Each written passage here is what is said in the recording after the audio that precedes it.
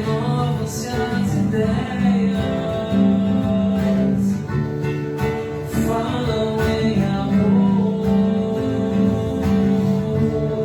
herdeiros pequeninos,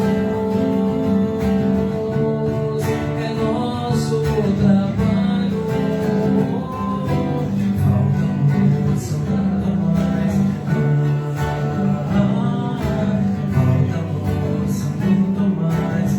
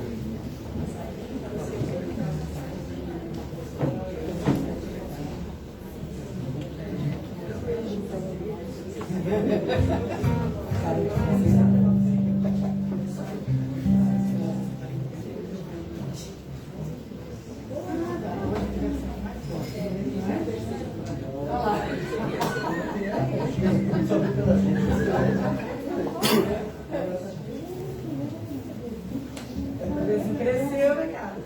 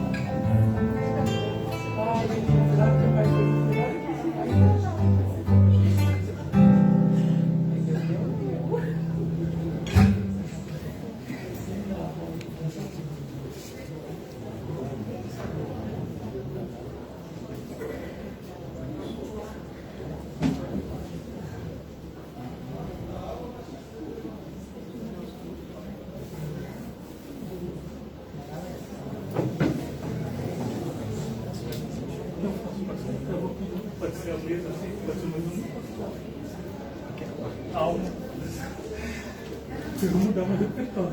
Agora não é só assim, né? Eu nem tenho.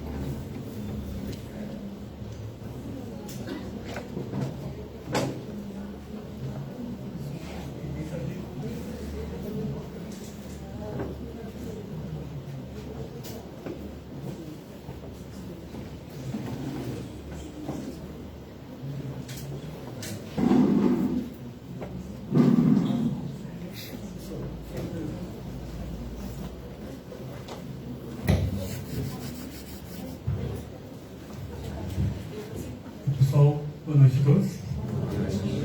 Tem alguém vindo a casa pela primeira vez hoje? Eu sempre tenho. Sejam todos muito bem-vindos, tá? É uma alegria recebê-los aqui. A gente está começando mais uma reunião pública. Agora eu vou falar como funciona a nossa reuniãozinha. A gente começa com os recados, os avisos da casa. Depois a gente tem geralmente a Gabi faz uma leitura de preparação de ambiente. Hoje eu costumo pedir para o Rony cantar uma música. A leitura e a música nos ajudam na nossa harmonização, para a gente se sintonizar um pouco com o nosso anjo da guarda, com os nossos leitores, para a gente esquecer um pouquinho temporariamente os grandes problemas que às vezes nos atrapalham aí fora. Essa é sempre lição, oportunidade de crescimento. Enfim, hoje vai ser a música, depois a gente vai fazer a prece inicial, depois eu passo a palavra para a expositora, 45, 50 minutos aproximadamente. Ao final da palestra a gente faz aqui a prece de encerramento, as vibrações, encerra a transmissão, que de quarta e sábado a gente transmite pelo Facebook as palestras da casa. E o pessoal que está no salão, a gente caminha para o passe, entra por aquela portinha ali, sai por aqui. Ao final, quem quiser o livro, nossa biblioteca está cheia de livros com títulos interessantes aqui, que a gente ouve um título, ouve um tema, alguma coisa, às vezes na palestra a gente sai com dúvida. Nossa biblioteca é uma oportunidade da gente tirar as dúvidas aqui da casa. Os cursos também, então quem quiser estudar em casa, conversa no atendimento da tela, tá certo? Também tem o cafezinho, tem água ali no fundo também, sejam todos muito bem-vindos. Recadinhos da casa, que a gente gostaria de lembrar, que a gente voltou agora, depois de quase 2 anos de pandemia, a gente voltou para a evangelização infantil, às quartas-feiras. As crianças já estão voltando, estão lá em cima. Hoje tem 9 crianças e pré-adolescentes lá em cima. Às quartas-feiras, às 8 horas da noite, e ao sábado, às 15 horas. Então venham, a casa de vocês é das crianças também. Oportunidade da gente apresentar o Cristo para as crianças também, porque as crianças também precisam do Evangelho, assim dizia o Chico Xavier. Então, é uma oportunidade. Outro recadinho que a gente gostaria de dar, a gente tem um grupo Tecendo Amor aqui na casa, que é o grupo de pessoas que fazem crochê, fazem tricô. Eles se reúnem todas as quartas-feiras à tarde. Neste sábado, dia 25, eles vão fazer um bazar. E na próxima quarta-feira, dia 29, também eles vão retornar ao bazar de roupas de inverno, cachecol, luvas, toucas. E a renda desse bazar, como a gente sempre faz no final do semestre aqui, a gente vira renda para o pessoal fazer fralda geriátrica. A gente doa para o Madre Teodoro, que é uma ONG que cuida de idosos aqui perto. Tá certo? Outro recadinho que eu gostaria de dar, tem se falado muito que o pessoal está passando fome na nossa sociedade, né? Não dá para contar com os políticos, senão a gente baixa a vibração na nossa palestra aqui hoje, né? Então, o que a gente faz? O Musicarte, que o Rony coordena aqui, vai entregar sábado 26 cestas básicas. Eles estão divulgando no Instagram. Ah, mas não dá tempo de fazer cesta básica. Quem quiser doar R$80, eles vão entregar, porque não basta reclamar dos políticos, né? Quem pode tem que fazer a nossa parte, né? Dá para doar R$80 por Pix, é o preço de uma cesta básica. Eles vão encaminhar 100 cestas básicas para o pessoal cadastrado na olaria, que a gente está no Morumbi e a gente é cercado de comunidades, né? Tem a Paraisópolis, que é a segunda maior aqui do Brasil, tem a olaria e tem outras, né? Então, e a gente, graças a Deus, ainda que a gente reclame da vida, a gente é privilegiado. Então, se der, né, ninguém é obrigado a nada, converse com o Rony ao final, procure Musicarte no Instagram, que lá tem os dados da conta bancária, faça um pix de R$80 e o pessoal da olaria agradece, tá certo? É só isso, recados, tem mais algum? Acho que é só isso. Hoje a Gabi não tá, então hoje em vez da leitura a gente vai pedir pro Rony tocar uma música, um espaço para a gente se sintonizar, para a gente se conectar com o nosso anjo da guarda, com o nosso leitor, para a gente fazer os nossos pedidos, nossa concentração. Depois eu faço a prece inicial e passo para a Lana, tá certo? Pode ser? Você quer que... Obrigado, microfone.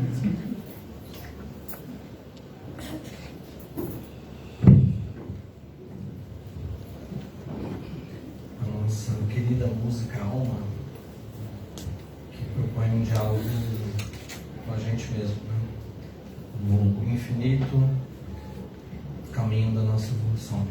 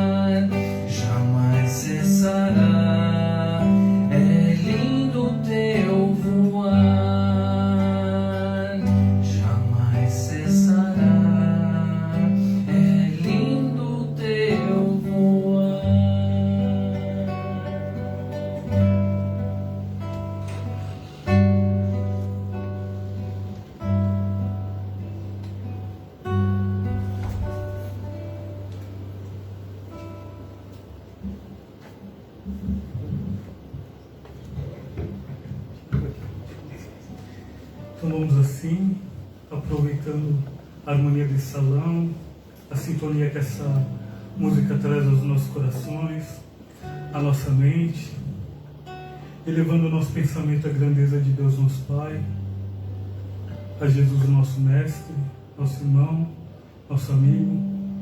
E como fazemos sempre, Senhor, em primeiro lugar, te agradecemos por mais essa oportunidade bendita de estarmos aqui reunidos em Teu nome, para ouvir sempre sobre o Seu Evangelho, sobre os Teus ensinamentos, para aprender com essa doutrina maravilhosa a qual abraçamos e pela qual fomos abraçados, para aprender sobre a vida, os desafios da vida, as reflexões sobre a vida, sobre a nossa caminhada enquanto espíritos aqui. Assim, Senhor, te pedimos para cada um de nós aqui na casa, cada um de nós que está do outro lado do seu lado, do computador, possa encontrar aqui nessa noite, nessas reflexões, uma boa reflexão, um bom ensinamento, um bom despertar, uma reflexão para a vida, para os relacionamentos. Que cada um de nós consiga sair ao final dessa reunião fortalecido, renovados, dispostos para os desafios, para as tarefas da nossa vida. Como a gente pede sempre, Senhor, a gente pede também a intuição, a inspiração, e pedimos o envolvimento de todos em torno da Lani, fará a exposição aqui dessa noite, para que ela consiga transmitir a mensagem que ela preparou e traz aqui para a gente da melhor maneira possível. Que essa mensagem acesse o nosso coração, a nossa mente, E a gente sai daqui bem, feliz, alegre e repercutindo um pouquinho disso que a gente sente aqui na casa, fora da casa também. Pedimos que o Senhor esteja conosco, que assim seja, graças a Deus. Gente, a expositora dessa noite é psicóloga, espírita, vai falar pra gente sobre trabalho e progresso espiritual, Lani Menezes, tá certo? Já esteve na casa durante a pandemia, antes da pandemia. É melhor com esse negócio ou sem? É melhor assim? É pedestal ou sem pedestal? Mas Igual você falar. mistura? Não, eu vou ligar.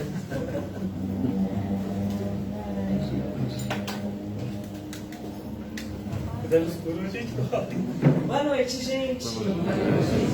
Prazer voltar a essa casa, sempre muito bem recebida, né? Essa casa tem uma energia, eu sinto, muito especial. Eu venho de longe, tá? Eu na verdade, sou trabalhadora de uma casa espírita lá no Ipiranga, onde eu moro.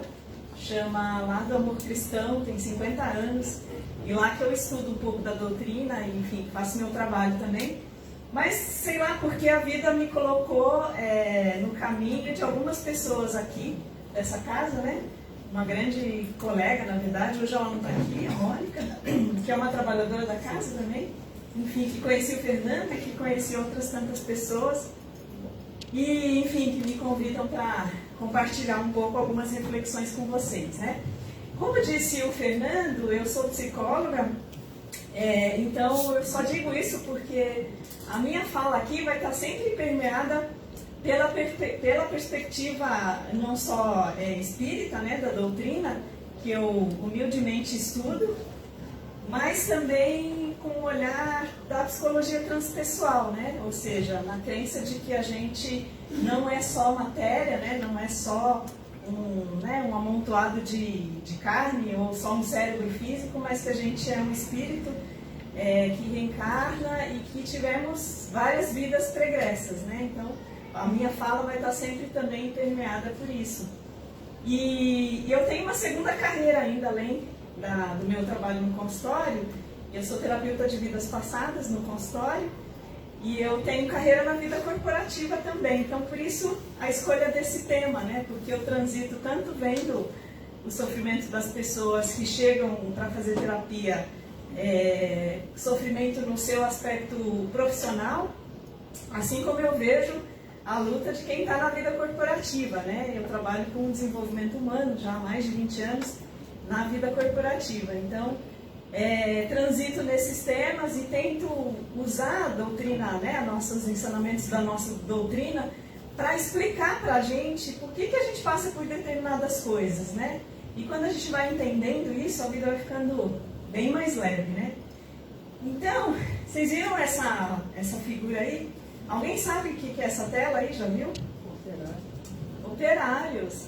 Olha só a cultura aí, né? Operários de Tarsila do Amaral.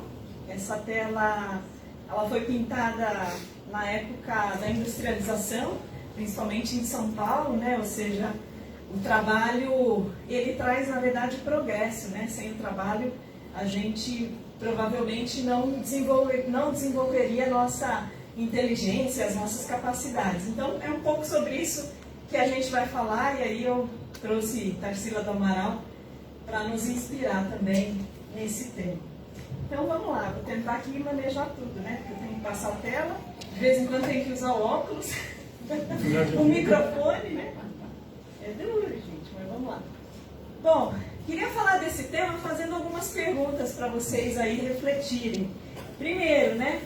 Quantas pessoas vocês conhecem que estão infelizes no trabalho atualmente? Muitas, né? E quantas que estão em dúvida sobre qual carreira seguir? Qual carreira escolher? Muitas, né? E quantas não gostam do que fazem? Além de estarem felizes, às vezes até não estão tão felizes assim, mas não gostam do que fazem, né? Estão fazendo um trabalho que não vem sentido, não vem propósito. E quantos estão amargurados com o desemprego? Muitos também, né? Se a gente olhar para a situação social do nosso país, realmente tem muitos irmãos sofrendo no desemprego. Mas tudo isso, né? Essa reflexão reflexão ela tem muito a ver com a importância da gente pensar no trabalho como uma lei natural, né? Ou seja, uma necessidade humana. E eu digo que o trabalho ele permeia, né? A vida profissional permeia toda a nossa história, né? Talvez a maior parte do nosso tempo realmente está no trabalho. E ele é sempre uma fonte de felicidade quando a gente está alinhado com o nosso propósito, com uma carreira que a gente escolheu e para a qual a gente tem dons. E ele também é uma grande fonte de sofrimento, né? Quando a gente está sem o trabalho, eu digo que a gente tem uma relação de amor e ódio com o trabalho. Porque quando a gente trabalha, a gente reclama que a gente trabalha demais, não reclama? Pô, tem que acordar cedo, se pudesse ficar na cama hoje, tem que enfrentar o transporte público, tem o chefe, né? Enfim, quando a gente está trabalhando, a gente reclama bastante. E quando a gente está sem o trabalho, a gente também reclama, né? Aí a gente sente falta de poder pegar o ônibus lotado, de acordar cedo e etc. Então, o trabalho é um ponto tão relevante, né, da nossa trajetória espiritual, que ele é realmente uma fonte tanto de amor, porque, né, o trabalho também permite que a gente viva materialmente, né, com conforto, tal, que a gente realize sonhos, desejos materiais, que não tem nada de proibido nisso, porque a gente vive no mundo material, né? Assim como ele também, como eu disse, é uma fonte de sofrimento quando a gente não tem o trabalho. Então, não dá para falar desse tema sem falar do capítulo 3 do Livro dos Espíritos, que fala sobre a lei do trabalho. Então, eu trouxe, tem várias questões, né, que Allan Kardec pergunta e os espíritos respondem, mas eu trouxe aqui as 4 que eu achei mais interessantes, assim, mais explicativas e que suscitam bastante dúvida. A primeira delas é a necessidade do trabalho, né? E aí os espíritos respondem, que está resumido, tá, gente? O trabalho é uma lei da natureza e por isso mesmo uma necessidade. Ou seja, o que eles explicam, né, os espíritos, é que o trabalho é uma condição humana, né? Porque a gente, de novo, a gente vive numa condição material. Então, a gente precisa realmente trabalhar para sobreviver, né? Para se sustentar. Então, é definitivamente uma necessidade humana. E aí ele pergunta, trabalho não são apenas... os trabalhos são apenas as ocupações materiais? E aí eles respondem, o espírito também trabalha, assim como o corpo. Toda ocupação útil é trabalho. Então a gente está definitivamente trabalhando mesmo quando a gente está dormindo, né? Na premissa de que somos espíritos e que a gente se liberta do corpo físico no momento do sono, muitos de nós estão trabalhando de fato no plano espiritual, né? Está fazendo, às vezes, muitos trabalhos de caridade. Assim como alguns de nós, ou todos nós, em algum momento também a gente pode, né, ir para alguns lugares que não necessariamente são trabalhos úteis, mas de alguma forma a gente trabalha o tempo todo. E aí ele diz, toda ocupação útil é um trabalho, ou seja, desde que a gente esteja para servir alguém, qualquer atividade é considerado um trabalho, né? Então a gente não precisa ter um trabalho, lógico que a gente precisa ter um trabalho formal que nos dê algum tipo de renda, né, para sobreviver, mas o trabalho que realmente gera bônus horas para a gente, para quem leu Nosso Lar, né, conhece o conceito do bônus horas, são aqueles trabalhos não remunerados, né? Ou seja, trabalhos voluntários, às vezes o fato de você, por exemplo, cuidar de uma pessoa doente, cuidar de uma criança, enfim, qualquer trabalho que seja em benefício do próximo é um trabalho. Então é muito essa perspectiva que a doutrina nos ensina, né? E aí ele pergunta, por que o trabalho é imposto ao homem, né? Kardec era terrível também, né? O trabalho é uma consequência da natureza corpórea do homem. O corpo físico precisa ser sustentado. Também é um meio de aperfeiçoar sua inteligência. Então, é aquela história da industrialização, né? Se a gente não tivesse realmente a possibilidade de se desenvolver no trabalho, ou a sociedade provavelmente não teria, né, a sua evolução. Então, o trabalho é sempre um meio de desenvolver as nossas capacidades, os nossos talentos, né? É só a gente pensar um pouquinho como era o mundo, sei lá, há X anos atrás, sem a internet, né, gente? Sem todos os recursos tecnológicos que existem hoje à nossa disposição. Então, realmente, para a gente chegar onde a gente chegou, nesse estágio da humanidade, muita gente usou talentos, né?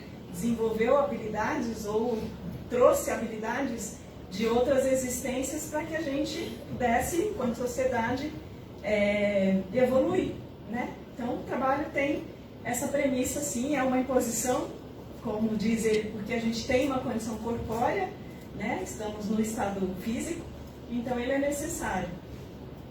E aí ele fala da utilidade do trabalho também, ele pergunta sobre a utilidade do trabalho. O homem que não precisa trabalhar porque recebeu de Deus bens suficientes para a sua subsistência, não está livre de ser útil aos seus semelhantes. Aqui é um pouco daquelas pessoas que já nasceram em berço de ouro, né?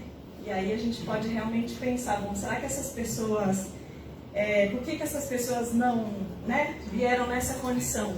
Por que elas não precisam levantar às 5, 6 da manhã e pegar no batente? Então a gente costuma dizer que muitas vezes são provas, né? Que essas pessoas estão passando, porque tanto, né, a gente diz também que a riqueza, a beleza são provas bastante difíceis, né? Porque facilmente fazem a gente escorregar em ações não tão boas assim. Então, o grande objetivo de quem já vem mais dotado, né, de bens materiais, ou muitas vezes herdam, né, grandes fortunas, etc., é o desafio delas gerarem emprego, né? Ou seja, de serem empreendedores, empresários, enfim, donos, né, de organizações que possam gerar emprego, trabalho para aquelas pessoas que não têm essa condição. E não deve ser uma prova fácil, né, gente? Porque, no fundo, as pessoas que estão nessa posição de poder, elas têm um impacto muito grande na vida das pessoas, né? Muitas vezes não só daquele subordinado, naquela pessoa que trabalha ali no dia a dia, mas toda a família que está atrás daquela pessoa que trabalha ali, né? Então, o grande desafio de quem vem nessa condição realmente é de gerar emprego, gerar oportunidades e, mais do que isso, de alguma forma, ajudar a que os seus subordinados, empregados, enfim, também possam evoluir, né? Ou seja, é uma prova, um desafio para essas pessoas amarem o próximo, né? Que é o desafio de todos nós de alguma maneira, mas dessas pessoas, pior ainda, né? Então, tem o lado desafiador, né, gente, de ser rico. Pelo menos aqueles que são ricos conscientes, né? Vamos dizer assim, do seu papel, seja social, do seu papel, até diria, né, mais espiritual. Certo? Conheciam a lei do trabalho? Alguém já tinha estudado aí um pouquinho dela, lido no Livro dos Espíritos? É uma das leis morais, né? São 3 leis morais, uma delas é a lei do trabalho. Então, é bem bacana entender a perspectiva, né, do que é o trabalho. E, de novo, isso vai ficando, na medida que a gente vai entendendo o propósito disso, a vida vai ficando um pouco mais leve, pode se tornar um pouco mais leve. E aí, eu queria também falar desse assunto sobre uma outra ótica, que é a ótica das profissões. Então, vocês falaram aí que conhecem várias pessoas com dificuldade de escolha profissional, e até vou compartilhar aqui, Fernando, uma história do tema, né? Quando o Fernando me chamou para vir, aí eu falei, Fernando, eu vou falar do trabalho, né? Aí eu mandei um tema para ele, falei, que tal trabalho e sofrimento, ou trabalho e progresso espiritual? Primeiro eu perguntei para minha filha. Minha filha tem 17 anos e está bem nessa fase da escolha profissional, né? Estudando, enfim, já chegou na profissão que ela escolheu, e para onde ela realmente tem alguns talentos, mas é muito difícil, né? Eles sofrem absurdamente. Aí eu perguntei para ela, qual tema que você acha que é mais legal, que chama mais atenção? trabalho e sofrimento. Porque para ela é um sofrimento essa coisa do trabalho, da escolha. Eu falei, mas por quê? Ela falou, porque todo mundo sofre com isso. Todo mundo vai querer entender essa perspectiva. Aí eu mandei para Fernando, tem os dois termos, qual que você prefere, Fernando? Trabalho e progresso espiritual. Eu falei, vamos falar do progresso. Mas enfim, falando das profissões, né? A gente estuda também na doutrina que de alguma maneira a gente, óbvio, né? A gente passa por um processo de planejamento reencarnatório antes de vir para cá, e muitos dos talentos, né, das habilidades que a gente tem, eles são inatos, né? Porque dentro da nossa doutrina a gente parte do princípio também que a gente sempre evolui, né? Que a gente não anda para trás. Então, muitas das nossas habilidades inatas, elas a gente já traz de outras vidas. Então, nem precisa ir muito longe, né? É só pegar alguns exemplos de grandes cantores, né? De, enfim, pessoas que manifestam algumas habilidades muito cedo, já, 7, 8 anos. Então, realmente existe, né, vários estudos mostrando que a gente, dentro da linha espiritualista, de que a gente traz realmente algumas habilidades. E é bem interessante notar que essas habilidades que a gente traz, elas não são à toa, né? Porque, óbvio, a espiritualidade é muito sábia, né? Então ela vai ativar em nós aquelas habilidades que vão fazer a gente servir, né? Ou seja, trabalhar para o próximo, mas também em nosso próprio benefício, né? Então, vou dar um exemplo de mim.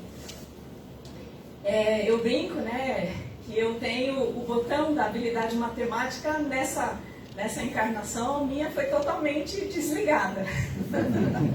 Dizem, né, que os psicólogos não são bons com matemática. Realmente, a matemática para mim é um sofrimento. E aí, às vezes eu penso, né, eu devo ter, talvez, em outras vidas, de fato, usado tanto a razão, a lógica, a matemática, que eu tive que, nessa encarnação, desenvolver o outro lado, né? Ou seja, o lado da habilidade mais abstrata, emocional, porque é o que eu lido, né, no dia a dia no meu trabalho. Então, muitos de nós realmente têm algumas habilidades que são ativadas ou reativadas na nossa encarnação para que a gente cumpra o nosso planejamento espiritual, porque a escolha da profissão ou a profissão que a gente está não é por acaso, né? Então, no planejamento se prevê aquilo que a gente vai ser, aquilo que a gente vai fazer. É óbvio que existe o livre-arbítrio, né? Ou seja, o planejamento reencarnatório é um grande mapa, mas dependendo daquilo que a gente escolher quando a gente estiver aqui encarnado, a gente pode fugir desse plano. Isso pode dar certo, né? Pode não trazer um grande sofrimento, mas pode também, muitas vezes, trazer sofrimento. Então, uma das coisas que explica, né, por que tem tanta gente infeliz no trabalho é que estão desalinhados com o seu planejamento, né? A gente também vê na doutrina que a gente consegue cumprir mais ou menos 30% do plano reencarnatório. Os outros 70% a gente deixa para a próxima. Ainda bem que é eterno, né, gente? A gente tem a eternidade para ir evoluindo. Então, dentro desses 30%, às vezes a gente acerta na escolha profissional e muitas vezes a gente pode realmente fazer uma escolha desalinhada com aquilo que a gente tem de dom e muitas vezes desalinhado com aquilo que a gente veio aqui para cumprir, né? Porque a gente veio aqui para cumprir um plano e para se desenvolver. Então, a profissão tem que ter bastante essa ótica, né? Eu vou falar um pouquinho depois como é que a gente faz isso, né? Como é que a gente pode amenizar o erro numa escolha profissional. E as profissões, elas também estão sempre atreladas a tarefas que visam o progresso do indivíduo, como eu falei, e até do coletivo, né, gente? Então, muitas pessoas fazem opção por profissões mais técnicas, alguns não têm nem profissão, né? Ou seja, profissão, eu digo, uma formação superior, muitas pessoas aprendem uma profissão ou, enfim, uma atividade sem necessariamente ter um curso superior, e às vezes é aquilo realmente que estava ali planejado, né?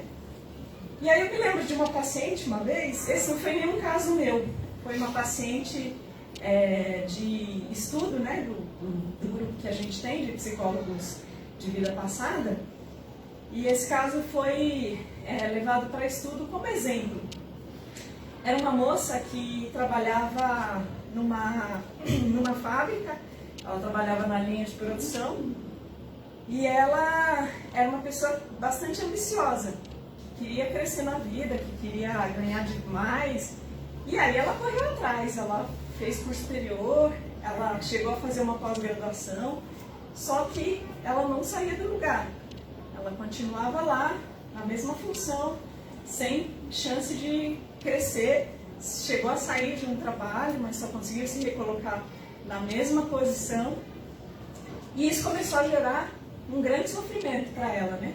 E aí ela foi procurar um terapeuta de vida passada para entender por que a vida dela não ia para frente, né? Por que aquilo não dava certo.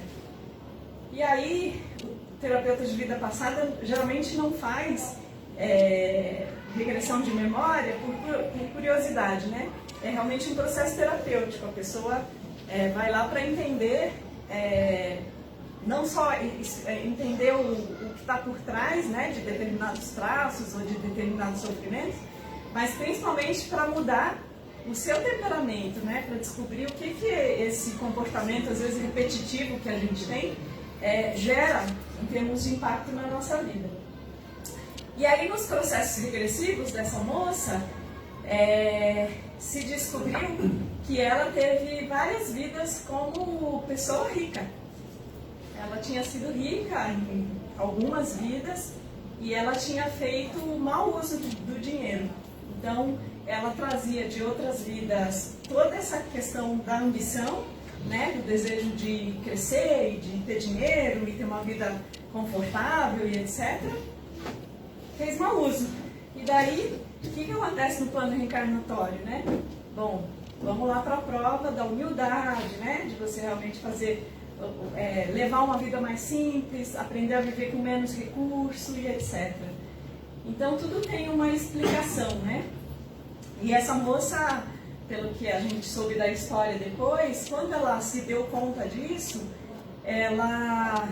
Não é que a gente tem que se conformar, né, gente, com certas coisas, mas ela, no momento que ela entendeu isso e que ela, na verdade, começou a trabalhar o temperamento dela, de querer tudo do seu jeito, de querer tudo de forma imediata, né, de ser até talvez materialista, além do que, né, é o normal, vamos dizer assim, ela começou a se modificar. E tudo depende muito do óculos que a gente usa no trabalho também, né? Porque um trabalho na linha de produção, ele é um trabalho nobre, aliás, todas, né? Qualquer trabalho é trabalho nobre. Então, ela aprendeu a viver com a realidade dela ali sem tanto sofrimento, entendendo que era uma etapa que ela precisava viver. E quando a gente faz essa mudança no temperamento, a gente abranda essa história de querer tudo do seu jeito e de desenvolver mais humildade, a vida começa a te dar o retorno, né? Então essa moça, pelo que a gente viu da história, ela não ficou rica não, pelo menos até onde a gente acompanhou, mas ela parou de sofrer, né? E aí quando a gente para de sofrer, o universo vai mandando pra gente outras recompensas, né? Então a gente soube que ela estava mais feliz no trabalho, mas enfim, entendeu o porquê. Então tudo que a gente vive de uma certa forma, né, na vida profissional tem uma razão de ser. E às vezes a gente está num lugar que a gente precisa estar, né? Então também, às vezes tem pessoas que são bastante influenciadas, quando a gente fala de carreira, de profissão, pela família, né? Sabe aquela história do médico? O pai médico que quer que o filho seja médico, que a filha seja médica e etc. Tenho um filho de 10 anos, ele tem um amiguinho que vai sempre muito em casa e esse menininho tem uma família, o pai é uma pessoa bem simples, mas que cresceu muito na vida. Sabe aqueles empreendedores natos, ou seja, que trouxe de vida pregressa a habilidade de fazer negócio, etc. O pai desse menino não tem nem segundo grau, mas é dono de hotel, pra vocês terem ideia, né? De tanto que ele cresceu. Mas é uma pessoa bastante rústica, assim. E aí, o menininho contando lá em casa outro dia que o pai dele tinha dito que queria que ele fosse advogado, e a irmã mais velha, que acho que já tem 19 anos, que a irmã fosse médica. Então, a menina terminou o colegial e está estudando enlouquecidamente para medicina. E sequer houve um processo de discussão se ela tem o dom, o talento para a história da medicina, né? Então, a influência da família também é muito grande. E, de novo, esses pais, de alguma maneira, vão ter que prestar contas, né? Porque a influência negativa, ela também gera um débito, né? Porque essas crianças estão sob a orientação desses pais. Então, tudo tem lá a sua consequência. Enfim, eu fiz a minha parte, tentei conversar, quis fazer, ofereci orientação vocacional gratuitamente para a menina, mas quem disse que ela tentou desdizer o pai, né? Porque ele é uma pessoa bastante autoritária, então ela não teve nem coragem de dizer que ela não ia fazer medicina. Não sei se ela vai passar, mas já está no 2º ano de estudo. E outro exemplo também, o Fernando me ajuda com o tempo, porque eu saio falando, eu perco a noção, viu? Até que horas eu tenho? 5 para as 9. 5 para as 9, tá. Uma vez eu atendi uma médica também, uma médica neurologista. Ela chegou com uma queixa na verdade, para rever a carreira dela. Imagine, 10 anos de profissão já, 10 anos de formada, atuando, trabalhou nos melhores hospitais, etc. E ela estava em crise, achando que ia, inclusive, entrar em depressão. E aí não foi nem um processo terapêutico com ela, foi muito mais um aconselhamento de carreira, né? Foi assim que ela procurou, porque médico, imagina, não faz terapia, né? Faz aconselhamento de carreira. É mais leve, né? Imagina, médico não precisa de terapia. Enfim, assim a gente chamou o processo dela de aconselhamento de carreira. E aí eu fui entendendo com ela contando, né, até com uma certa tristeza de todo o trabalho dela, muito exausta, uma médica jovem, muito cansada. E aí eu fui entendendo como que ela tinha feito essa escolha profissional, né? E aí, durante todo o processo, eu entendi que ela tinha uma prima que era médica, trabalhava num hospital, e aí quando ela estava perto de fazer a escolha profissional, ela visitou o hospital com a prima, achou aquele trabalho legal e falou, vou fazer medicina.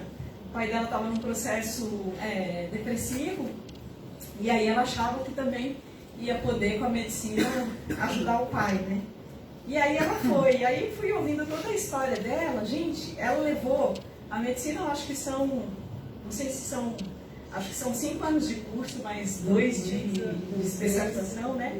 Eu sei que ela levou 10 anos para conseguir sair dessa, quase 10 anos, né? Ela está formada 10, mas eu sei que ela levou bastante tempo para conseguir chegar na neurologia, porque antes disso ela experimentou outras coisas. Visivelmente, né?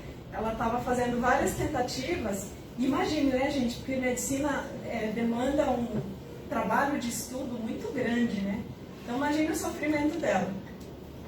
Enfim, aí, em resumo, eu fiz realmente um trabalho com ela de orientação vocacional. Eu voltei lá naquela fase dos 17 anos, quando a gente vai fazer a escolha profissional.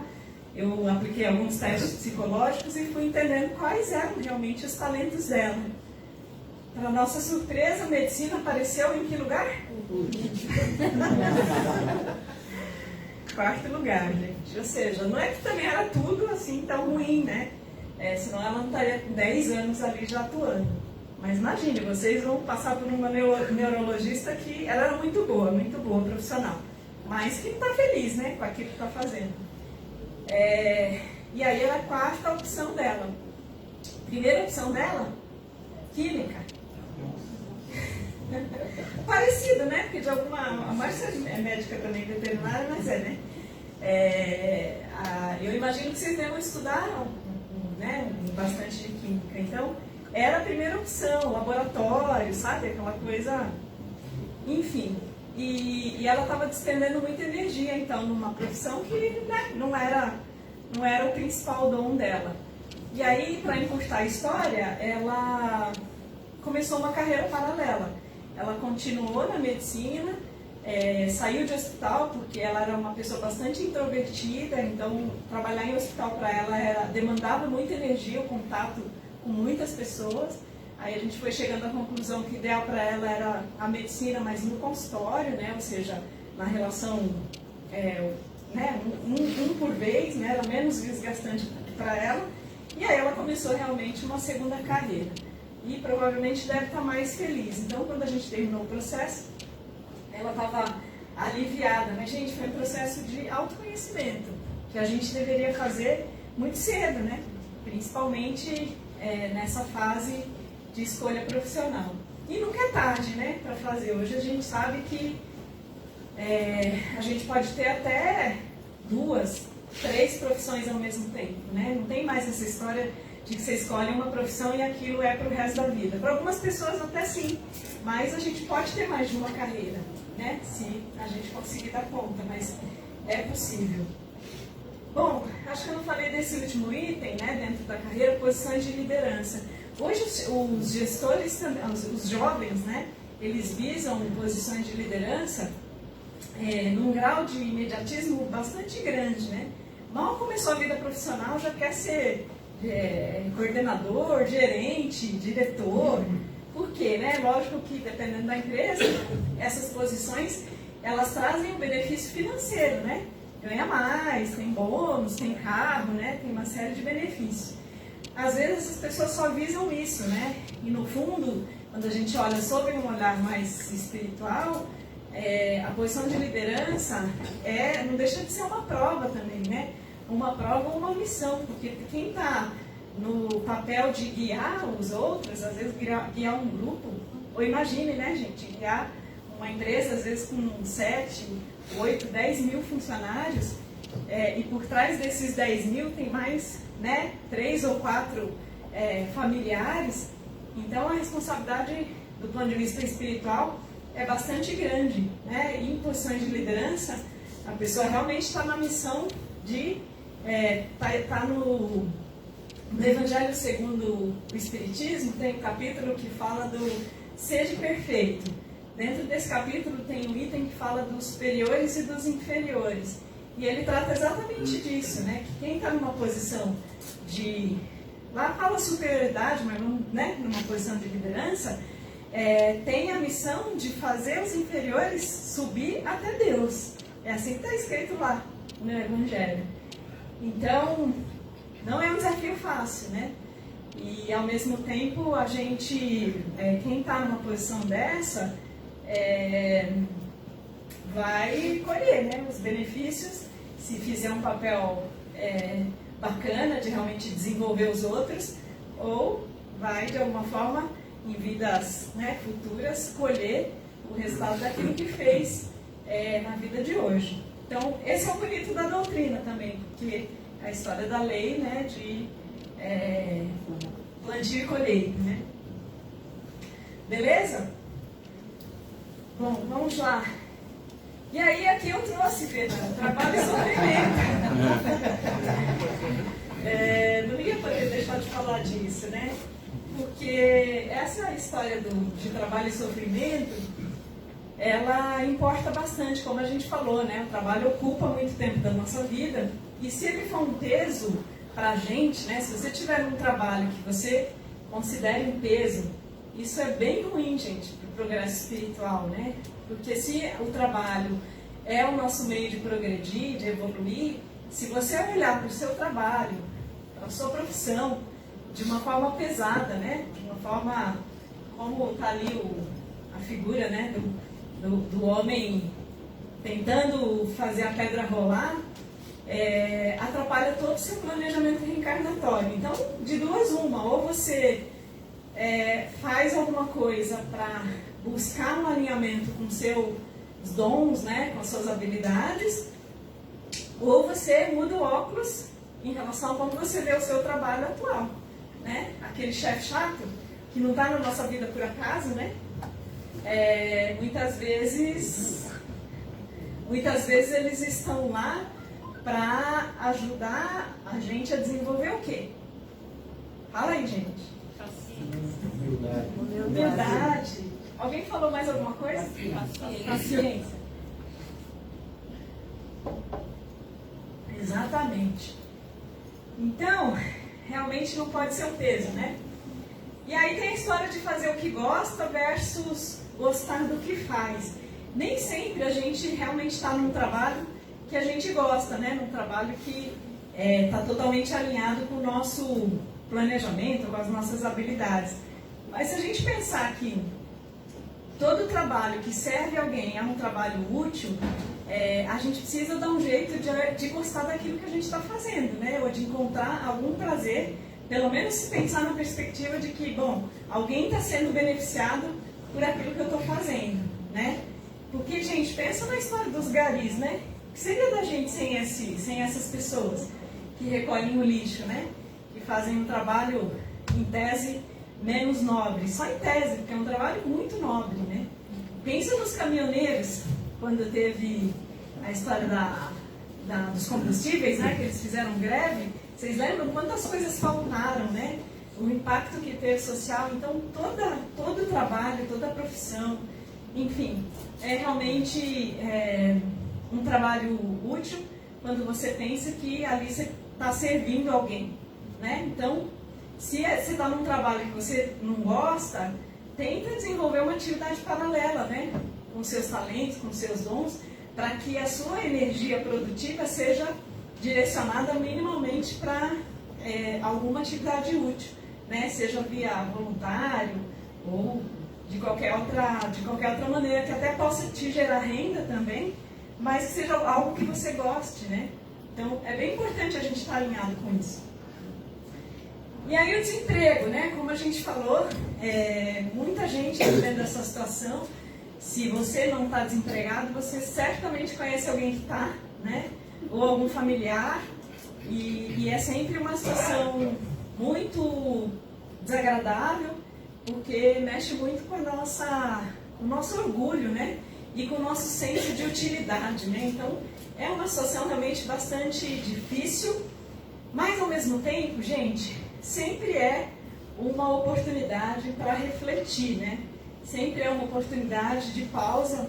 E quando eu falo refletir, é principalmente refletir sobre quanto você de fato tem fé, né? Quanto realmente você está conseguindo acreditar que existe uma força superior que vai, de uma certa forma, te amparar, né?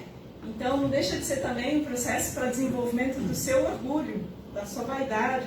Porque quando a gente está desempregado, sem renda, precisa pagar a conta, aluguel, o que a gente faz quando não tem oportunidade, gente? O que a gente faz que é um treino de humildade? Fala aí. Pede ajuda. Isso. Pede ajuda. Tem gente que não consegue pedir ajuda, né? Então, não é por acaso que a gente passa pelo que a gente passa, né? É sempre para desenvolver o nosso temperamento, ou seja, o nosso orgulho, a nossa vaidade, né? A nossa paciência e etc. E sempre é uma oportunidade de desenvolvimento do caráter, como eu falei, do temperamento. E os chefes difíceis, hein? Quem tem chefe fácil aqui? Ninguém, né? Ah, tem duas. Olha, até tem. Ó, mais uma ali. Ai, os chefes são terríveis, né, gente? A maioria realmente sofre bastante com os chefes, né? De novo, os líderes. E eu costumo dizer que eu vejo muito isso na vida corporativa, né? Eu lido bastante com isso, nesse lado corporativo. E o que eu mais atendo são realmente pessoas reclamando do chefe. E só que as pessoas, elas não olham para si muitas vezes, né? Elas colocam toda a sua frustração naquela figura daquele chefe ou naquele trabalho. Elas esquecem muitas vezes de olhar para si, né? Um dia desse eu atendi uma moça que ela estava em estado depressivo, e daí ela, na verdade, estava com um problema no casamento. E aí, óbvio que o nosso temperamento, ele impacta todas as áreas da nossa vida, né? Então ela foi para tratar uma questão conjugal, e aí eu sempre investigo todas as áreas, fui entender como ela estava no profissional. E aí a pessoa que tem um temperamento mais depressivo, ela tem um olhar sempre muito negativo sobre tudo, né? Muito vitimizado. Então ela falou assim pra mim, imagina, eu trabalho numa multinacional grande e tal. Ela falou, eu tô lá, né?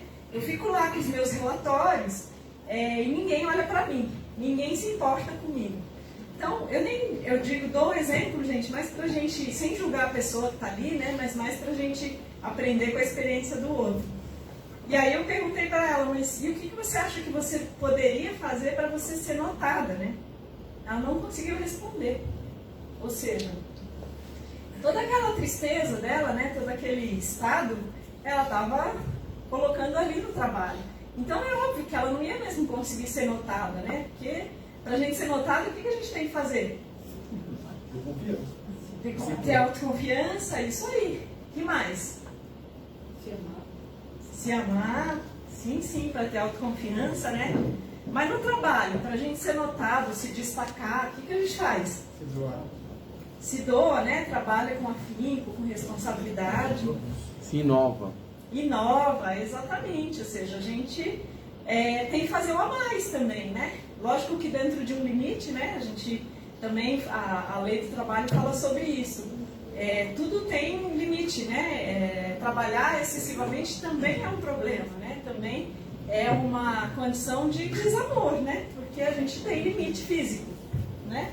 Então, tudo em excesso, de alguma forma, é prejudicial. Nossa, já estou atrasada aqui. Já estava na mensagem final. Vou terminar em tempo. Bom, e aí, mensagem final. Então, vocês conhecem essa figura aí, gente? Esse retrato? Fernanda, Zilda Gama. Trouxe ela, assim, porque o pouco que eu li da história dela, enfim, ela foi uma trabalhadora, né, da vida espiritual bastante grande, né? E acho que merece até uma homenagem. Então, gente, mensagem final com toda essa história do trabalho e progresso. Acho que, de alguma forma, a gente refletiu aqui sobre a importância, né, que o trabalho tem no nosso progresso espiritual, material também, mas principalmente espiritual. E é muito importante que a gente seja feliz no trabalho, a gente se autoconhecer, como eu falei também muitas vezes, né? Ou seja, e se autoconhecer não é só nessa etapa da escolha profissional, mas é entender sobre como você funciona, né? Como é seu temperamento, quais são essas características que você ainda carrega, orgulho, vaidade, intolerância, essas coisas todas que a gente tem, né? Alguns em graus maiores ou menores, mas a gente tem. E quando a gente vai tomando essa noção, né, do nosso temperamento, dessas coisas que fazem parte da natureza humana, a gente vai conseguindo administrar melhor. E aí você vai olhando o trabalho com mais leveza, vai olhando para esse chefe e tentando ser mais caridoso com ele, né? Tentando ter mais compaixão, porque no livro dos Espíritos, também, no Evangelho segundo o Espiritismo, também se fala disso, né? Da importância da gente não odiar o superior, né? Se você está numa condição inferior, só para usar a palavra que se usa lá, de você conseguir não odiar. Porque quantas pessoas odeiam o chefe, né? E ele também tem problema. E ele também tem problema. Exato. Geralmente são problemas, eu costumo dizer que presidente de empresa, não sei se tem alguém aqui, mas presidente de empresa, gente, não dá para ser muito normal não para ser presidente de empresa. A maioria deles tem parafuso a menos, porque a responsabilidade é muito grande, né? Então, é isso aí, é olhar para essas pessoas, muitas vezes com compaixão mesmo, entendendo que elas vivem, às vezes, situações de pressão muito grande, ou às vezes elas têm um transtorno mesmo de personalidade, né? Eu conheço uma pessoa que é presidente de empresa e ela tem transtorno bipolar. Vocês podem imaginar o impacto disso nessa organização, principalmente nos que reportam direto para ela, né? Tem dia que ela está muito bem, todo mundo é maravilhoso, ela prova investimento para todo mundo, e tem dia que ela está... Tira de todo mundo. Tira de todo mundo, critica todo mundo, xinga todo mundo. Então, olhar para uma pessoa dessa e conseguir realmente desenvolver a paciência, a compaixão, entender que existe ali um transtorno, né? E que também é uma prova para essa pessoa estar ali. Não precisa ir nem muito longe, né? É só Fernando falou dos políticos, é o mesmo exercício, né, gente? É difícil, eu sei. É difícil, mas é o mesmo exercício, ou seja, quem está numa posição dessa não está lá à toa, né? Está lá também numa missão ou numa prova. E às vezes a pessoa está falhando na prova, né? Então, tentar ter esse olhar um pouco mais caridoso. Já falei disso, estamos onde precisamos estar em benefício da nossa evolução espiritual. Então, se vocês estão num trabalho, de novo, né, que não está legal, que vocês não estão felizes, claro, tem que trabalhar, agir para mudar de condição. Mas é aquela história, né, gente? Às vezes você está nesse trabalho, nesse contexto, o que é o que você precisa nesse momento, para desenvolver algumas coisas, algumas arestas do seu temperamento, do seu caráter. A hora que você conseguir desenvolver isso, aí o universo vai trazer outra oportunidade. Melhor, talvez, né? Mas, às vezes, a gente está lá para isso. E todos temos condições de sair a semear, ou seja, pensando no trabalho como um serviço para o próximo, é importante a gente ter essa visão, né? Ou seja, se você não tem força física, né? Tem pessoas que não têm condição de trabalhar, não tem força física, mas às vezes tem inteligência. Tem gente que não tem, às vezes, né, a habilidade da palavra, mas pode ter a habilidade de escuta, né? Ou seja, toda ação em benefício do próximo é um trabalho útil. Então, todos temos condições de alguma maneira. E para fechar, a aposentadoria. Não sei se alguém aqui já está. Alguém está aposentado aqui já? Alguns, né? Muito bom. Então, o que também se fala na lei do trabalho sobre a aposentadoria é que, sim, lógico, né, a gente tem direito ao descanso, após tantos anos, né, de dedicação, mas a gente deveria continuar trabalhando, sem exagero, até o limite das nossas forças, né, é isso que diz a doutrina. E, gente, qual é o dever de uma pessoa que está aposentada? Quem está aposentado já ralou bastante, né, geralmente acumulou muita maturidade, e a maturidade é tudo de bom, né, ou seja, poder fazer um trabalho que de alguma forma beneficie as pessoas com a sua maturidade, com tudo que você ganhou ao longo de uma vida de trabalho, é assim fantástico, né? Eu conheço aposentados aí que, nossa senhora, fazem trabalhos maravilhosos. Então, tem deveres, viu, quem está aposentado. E tem direitos também, né? Como eu falei, como diz, né, o Livro dos Espíritos, até o limite das suas forças. Então, lógico que tem direito ao descanso, graças a Deus também, né? Senão seria difícil. Enfim, gente, era essa mensagem. Espero que tenha servido aí para vocês fazerem reflexão sobre a sua vida profissional, sobre o seu temperamento, o seu caráter, porque, no fundo, quando a gente vai abrandando os nossos traços, a gente vai se tornando melhor, mais brando, e a vida vai ficando mais leve, né? Para que a gente cumpra aí o nosso plano reencarnatório. Tá bom? Obrigada pela atenção.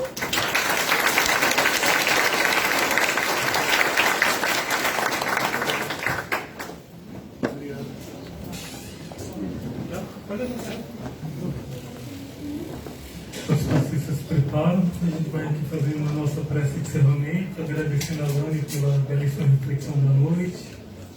A gente agradece a espiritualidade amiga, que abraça, que envolve a cada um de nós aqui nessa noite. Lembrando que nenhum de nós está aqui nessa casa, nessa reunião por acaso, que é uma razão para estarmos aqui hoje. E que a gente possa levar as melhores reflexões para o nosso lar, para os nossos relacionamentos, para os nossos trabalhos.